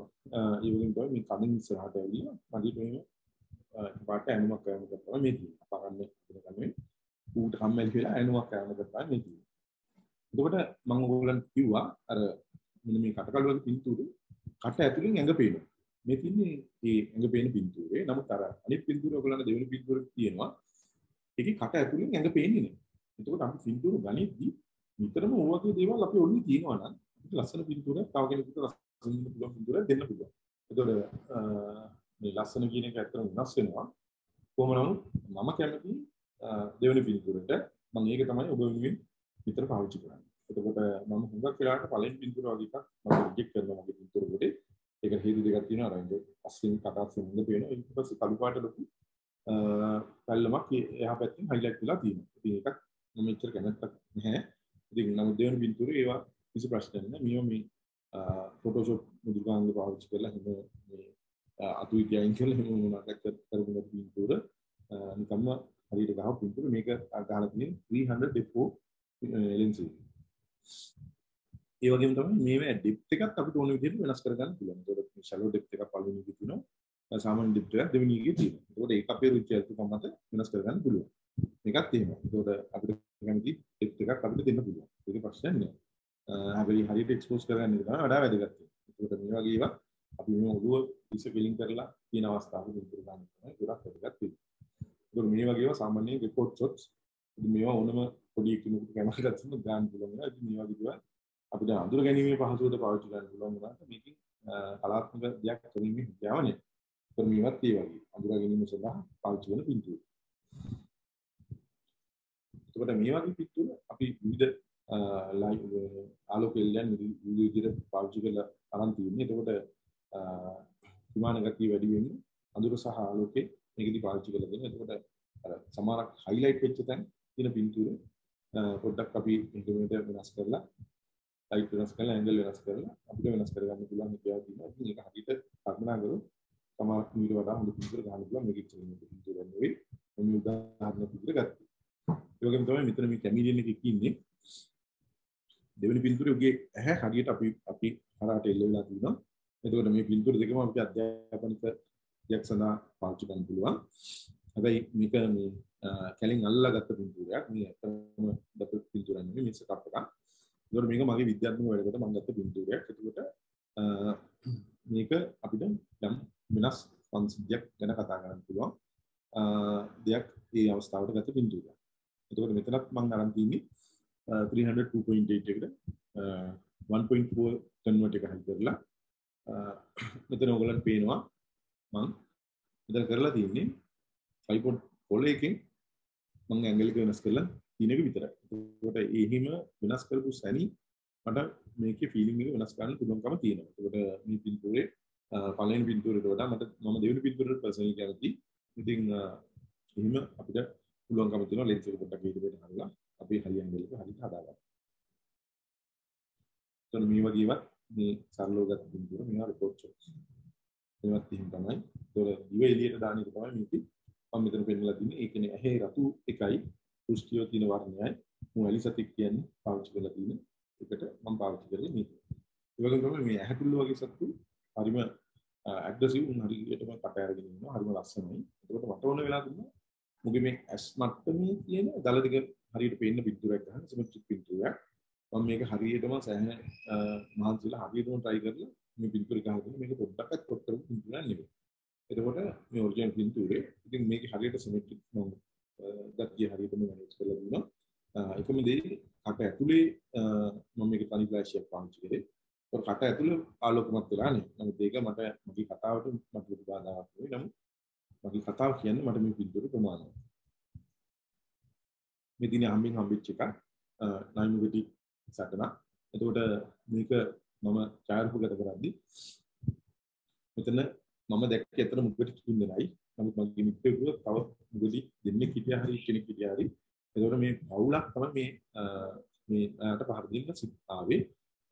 ඒ වගේම තමයි මේ සටන ඉස්සරහට ගියේ නෑ. මොකද ප්‍රාදේශීය වාර්තාකාරු කෙනෙක් ඇවිල්ලා මේ මෙතන පොඩ්ඩක් කලබල කරලා මේ සතුන්ව ටිකක් කලබල කිරීමක් ගියා. ඉතින් එහෙම අහම්බෙන් ගත්ත පින්තූර අහම්බෙන් හම්බෙච්ච අවස්ථාවක්. ඉතින්ත් ඒක මේ ගත්ත අවස්ථාවේ ගත්ත පින්තූර. ඉතින් මේ සතුන්ට අපිට පෞද්ගලිකව අපි දකින්නේ නොදැනුවත්කම හින්දා මේ සතු අපි මරලා දානවා. ඒ වගේම තමයි දැල් වලට අහු වෙලා අපි මිනිස් ක්‍රියාකාර කරනකොට පුතා මේ සතු අපින් මගහැරිලා අපින් නැති වෙලා යනවා. එතකොට මේ අපි කරන වැඩ පිළිවෙල හින්දා අපිට නැති වෙලා යන අවස්ථාව. එතකොට ක්‍රියාන දුරු ගොඩාක් තියෙනවා අහන වලට ඇටලා හුඟක් මැරෙනවා. ඒකත් එක්ක වල්නාශක කුණාශක වෙන අපි දන්නේ මොන සත්තුද මේවෙන් නැති වෙලා ගිහින් කියලා. ඒකල එලි කරනවා අපි කියලා දිලි කියනවා.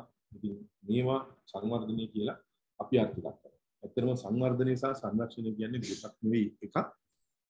සංවර්ධනය කොතනද තියෙන්නේ එතන සංරක්ෂණය තියෙනවා. සංරක්ෂණය කොතනද තියෙන්නේ එතන සංවර්ධනය තියෙනවා. අද වෙන්නේ මේ වචනවත් වල අර්ථයවත් දන්නේ නැති පිරිසක් මේවා ඊට මෙහෙට කරන අතර සම්පූර්ණ මේ රටේ සම්පත්තික පුරා ගන්න විනාශ කරලා මේ අපේ රටේ වතුර හිඳීගෙන යනවා. අපි කවුරුත් මේ ගැන අවධානය යොමු කරන්න. මේ දිනේ සතියක් දෙකක් පැවුවොත් අපේ රටේ වෙච්චෝන් වල කැලෑ වල තියෙන දොළ පාරවල්. මේ තියෙන්නේ ඒවා. ඒකට අපි කැලෑ මෙරිගෙන යනවා. අපි මේවට ගන්න කිසි පියවරක් නැහැ. ඒතකොට මේ තියෙන ශ්‍රී පාදේ, මේ තියෙන නාකල්ස් ලබුගස් එකක් නැහැ. මේ තියෙන හෝඩන් ටේන්ස් මම අවුරුදු 25කට විතර කලින් මගේ පරිශන කටයුතු ආරම්භ කරද්දී තිබ්බ ගස් තමයි අද මේ මැරිලා තියෙන්නේ. ඒතකොට මේ ලොකු ගස් සියල්ල මැරිලා. අපි අද දකින්නේ ඊටාම කුඩා පැල ටිකක්. ඒතකොට අවුරුදු 25කින් අපි තිබුණු රූස්ස ගස් තිබෙන අපිට නැති වෙලා තියෙනවා. ඒතකොට ඔබ මේ දකින්නේ ඒ වගේ නැති වෙච්ච රූස්ස ගස්.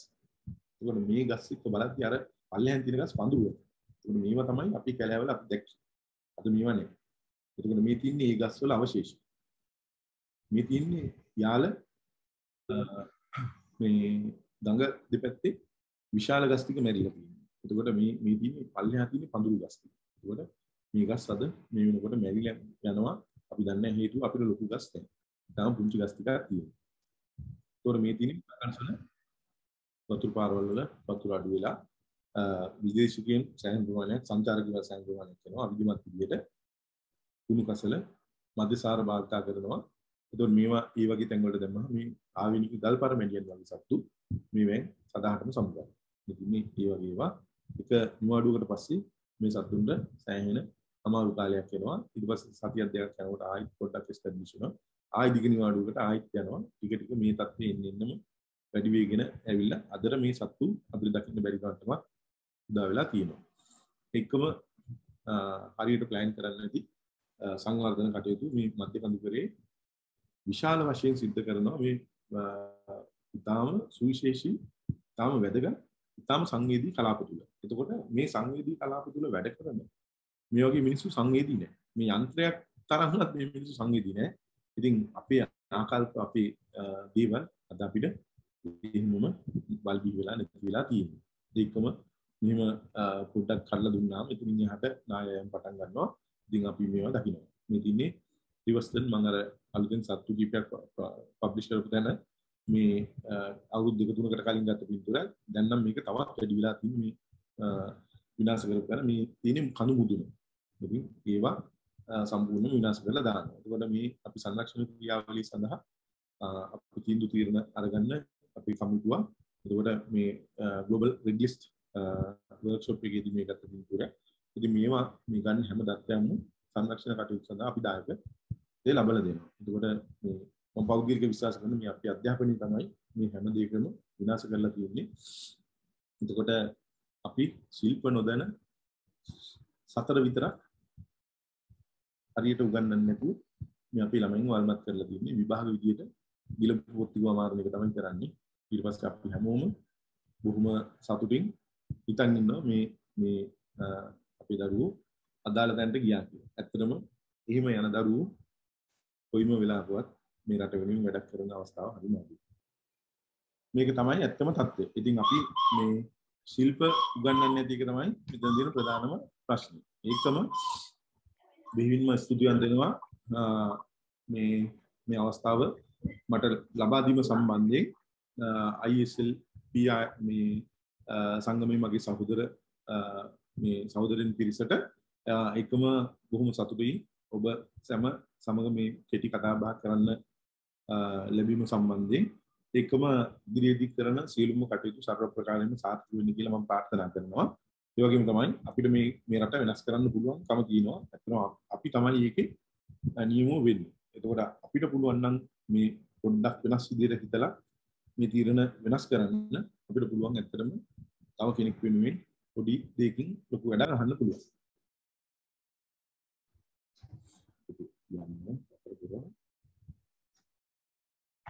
මෙහෙ දැන් අර ඔයා අවුට්ඩෝර් ෆොටෝග්‍රැෆි කරන වෙලාවල් වලට ඒ කිව්වර මේ ෆ්ලෑෂ් එකක් පාවිච්චි කරනවා සමහරලාට කියලා. ඒක සාමාන්‍යයෙන් කොයි වගේ ෆ්ලෑෂ් එකක්ද ඔයා පාවිච්චි කරන්නේ? මොන වගේ වර්ගය මොන වගේද සහ කොච්චර දුරකින්ද පාවිච්චි කරන්නේ? ඒක වෙනස් වෙනවා. දැන් යුනික් වගේ නම් මම හුඟක් වෙලාවට ස්නූට් එකක් පාවිච්චි කරනවා. මට විනාඩියක් දෙන්න මම ටක් කරලා එහෙම එකක් ගෙනලා පෙන්නන්න. පැහැදිලි කරන්න පොඩ්ඩක් පැහැදිලි කරන්න ඒ ජිම්බෝ වගේ එකට පාවිච්චි කරන්නේ නැහැ කියලා කිව්වේ. මොකද්ද? මකුලුවන්ට පාවිච්චි කරන එක ගිම්බන්ට පාවිච්චි නොකරන්න හේතුව මොකක්ද? මකුලුව ඇත්තටම මේ පොඩි එළවීමක තියන්නේ නැහැ. හැබැයි ජිම්බෝ වගේ ටක් ගාලා හෙලවෙච්ච එක මේ මෙහිම කකුල් දෙක ටක් ගාලා මේ පාත් කරලා මම පෙන්නන්නම් එහෙම එකක්. උන් අපිට හරි මේ පෝස් එකක් දෙන්නේ නැහැ. මේ තින්නේ ඒ ගෙම්බොන්ගේ ගහව පින්තූර කීපයක්. මෙන්න මේ වගේ ටක් ගාලා මෙහෙම පාත් වෙනවා. එතකොට ඒ වගේ වෙලාවක මේ අපිට ඕන අර හොඳ මේ පෞෂ්‍යයක් මුගේ දකින්න නැහැ. ඒකින්ද සතාව කලබල කරන එක තමයි වෙන එක අවමු කරගන්න එක තමයි එහෙම පාවිච්චි කරන්නේ. මේක මම අර එළියට දාලා විදිය කෑ ගන්න විදිය. එතකොට මෙන්න මේකේ දැන් මම මෙතන මේ තියෙන කෑල්ල ඔයගලන්ට පේනවා මේ මෙතන මේ ටේප් එකක් ගහලා තියෙනවා.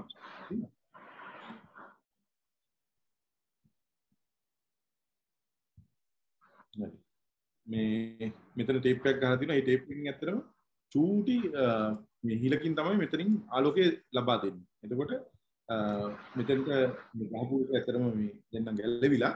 ඉතින් මේ වගේ උපකරණ හුඟක් පාවිච්චි කරනවා ආලෝකය ගොඩාක් වෙලාවට පාලනය කරලා ඌට මාරුවක් නැති වෙන්න පිටුර ගන්න. ඒකට මේ තියෙන්නේ හිම මේ ආලෝක අවස්ථාව.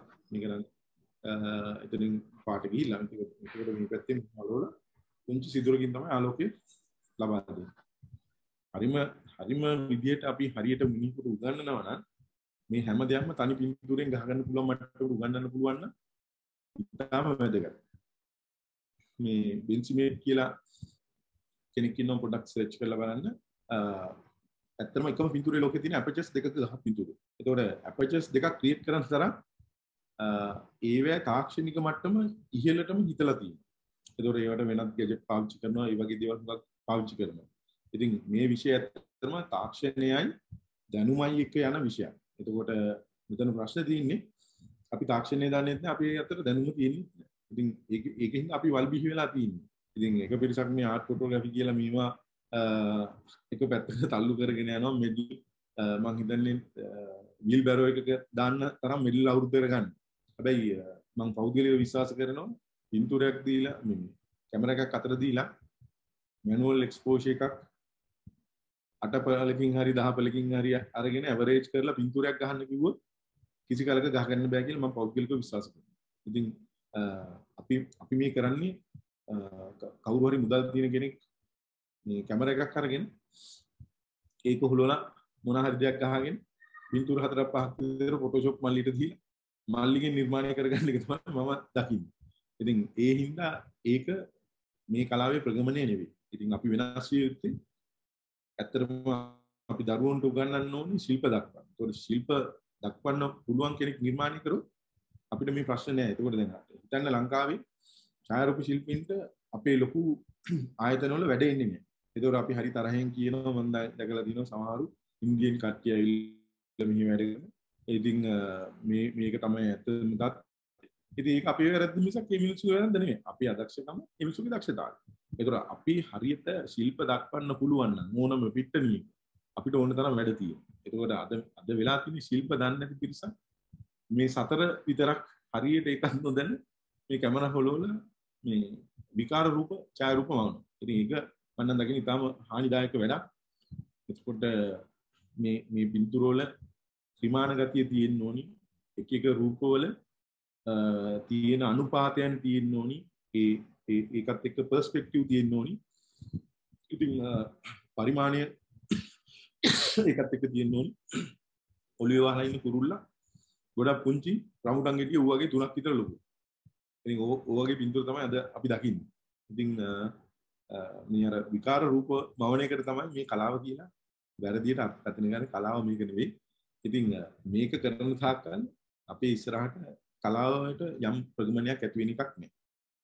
ඉතින් පුළුවන් නම් මේක ISLP එකකින් වෙනස් කරන්න පුළුවන් නම් මෙතෙන්ට එන සමාජිකයෝ ටිකට හරි මේක පැහැදිලි කරලා තේරුම් කරලා දෙන්න පුළුවන් නම් අනග පස්සේ දුවනවට වඩා ශිල්ප දක්වන්න පුළුවන් පිට්ටනියකට මිනිස්සු ටික දාන දවසක අපේ රටට හොඳ ඡායාරූප ශිල්පීන් ප්‍රමාණයක් බිහි වෙයි. හොඳ මේ අවස්ථා වුන්ට ලබා ගන්න පුළුවන් වෙයි. දක්ෂ මිනිස්සු ටිකක් මේවට බිහි වෙයි. ඉතින් අපි දක්ෂව බිහි වෙන්නේ නැත්තේ අපි ශිල්ප දක්වන්න අවස්ථා දෙන්නේ නැති හින්දා. ඉතින් මම ඒකේ අඩුව සෑහෙන දකිනවා. ඉතින් මේ ආර්ට් ෆොටෝග්‍රැෆි කියන බොරුවත් එක්ක මේ විකාර රූප මැවීමත් එක්ක මේක බලපල්ලා යන එක තමයි අතන මම හඳාම දකින්නේ. මේක මම පැහැදිලිව කෙලින් කියන කතාවක්. ඕන කෙනෙක් එක්ක මේ ගැන කතා කරන්න පුළුවන්කම තියෙනවා. මේ දැනුමින් කතා කරන්න පුළුවන්කම තියෙනවා. නමුත් මේ ගැටුම් ඇති කරන්න ආගි කරන්න මේක නෙමෙයි මම මේක කිව්වේ. ඉතින් පොඩ්ඩක් ඔයලා බලන්න මේ ආර්ට් ෆොටෝග්‍රැෆි කියන්නේ මොකක්ද කියලා. එහෙම විශයක් නෑ. මේක මගේ කතාවට අදාළ එක නෙමෙයි මම නම් අවස්ථාව අපින්න මම කිව්වේ. මේ මම පෞද්ගලිකව මේ ස්තුතිවන්ත වෙනවා මෙල්ඩිස් වික්‍රමසිංහ මහත්මයාට. මම හිතන්නේ මම තමයි ගිහිල්ලා ඉල්ලීම කළේ. එතුමා ඒක ඉතාම හොඳින් අපිට ඉස්තර කළා.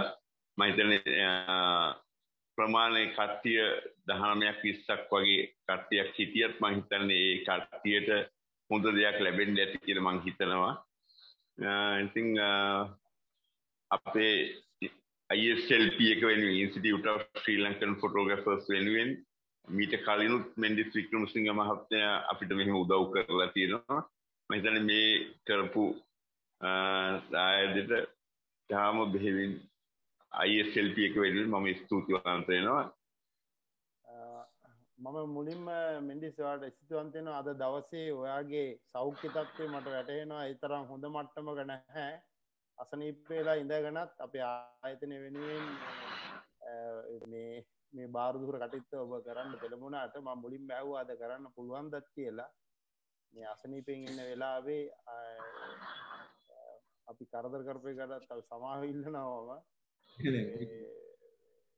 දන්නවා ලෙඩේ තත්ත්වෙත් දන්නවා ඔගේ තියෙන අමාරුකමත් දන්නවා. නමුත් ඒ සියල්ල තියෙද්දිත් අපිත් එක්ක එකතු වෙලා අද ඔබ වෙනුවෙන් විශේෂයෙන් අලුත් අත්දැකීමක් ඒ වගේම ශේස්ත්‍රයට කියන්නේ විෂයට වඩා පරිබාහිරව වෙනත් කරුණු රාශියක් අපිව අපේ දැනුම පෝෂණය කරා. ඔබට ස්තුතිවන්ත වෙනවා.